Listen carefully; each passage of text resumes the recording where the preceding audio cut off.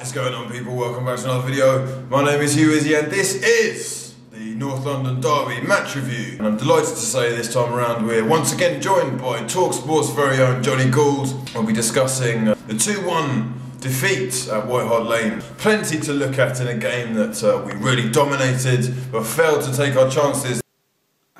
Well, what do you say after that, Arsenal fans? A disappointing result. Arsenal made a positive start to the game, dominating possession and looking dangerous, but the inability to finish these clear-cut chances Olivier Giroud put through again by a quality through ball from Santi Cazorla, has to take it first time in his right foot, slight bit of hesitation, thinks about taking it onto his left, immediately Dawson's in there with a cracking challenge, and a great opportunity goes to waste. 3 consecutive White Hart Lane games ending in 2-1 defeat for Arsenal, and these casual observers, like I am at North London situations, see the balance of power ebbing away from Arsenal after so many years of Wenger-style dominance. Arsenal's inability to be clinical once again shining through to incredibly poor defensive lapses in concentration. It has to be said that Thomas Vermaelen really lackadaisical defending. I don't know where his head is at. Does he really deserve the captaincy? Would he be chosen if he wasn't captain ahead of Laurent Koscielny? Total domination of possession and 61% of it at that. That said, clear-cut chances proved difficult in the second half, especially towards the latter stages when Tottenham killed the game off by throwing bodies about, falling over at the earliest opportunity. You know, even though Arsenal came to the game with attacking invention and looking like having most of the play, not dissimilar actually to Aston Villa's performance at Arsenal, Tottenham's victory wasn't really in doubt. It reminded me of the Villa game. I'm pretty despondent, to be honest, because this is the one game where they're supposed to show the hunger, passion, drive, commitment and class to put themselves above Tottenham.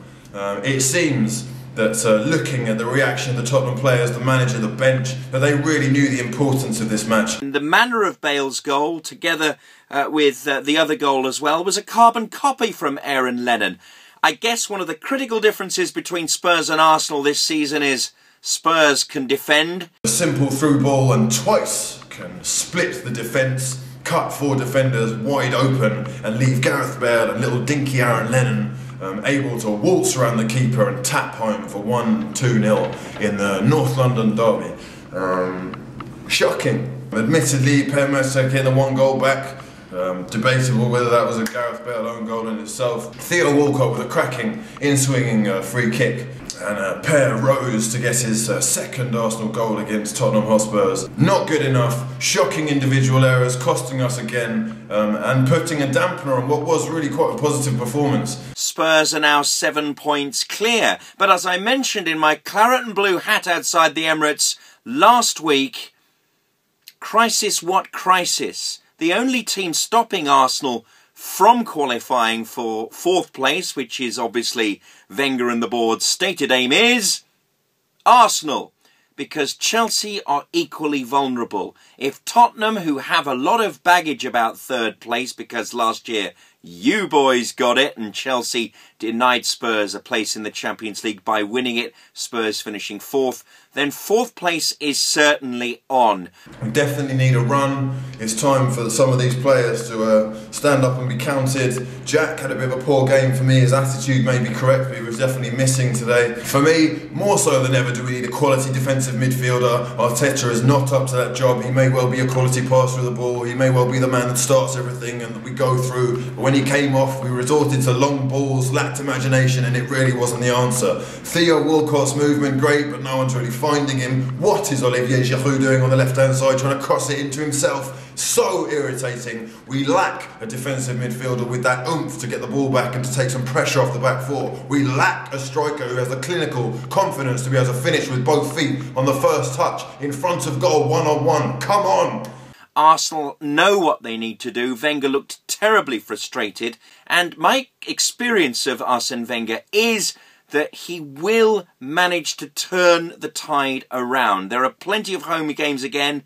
It's Reading, there's games with Norwich and I believe Everton. So, you know, there are opportunities ahead for Arsenal Football Club. And I take you to finish 4th, which is, of course, the Cronky Wenger axis and the aim. And finally, the news that an Arab consortium are planning a 1.5 billion takeover bid of Arsenal, leaving Stan Kroenke out, and 350 to 400 million pounds in profit. I don't really know what to make of this. It smells a little bit fishy to me. It could be a move to see whether Stan is as popular as he thinks he is. It could be a move to see whether the Arsenal fan base wants someone else apart from Usmanov. Whatever it is, it smells a bit fishy. These guys seem to know a lot about what the Arsenal fans want.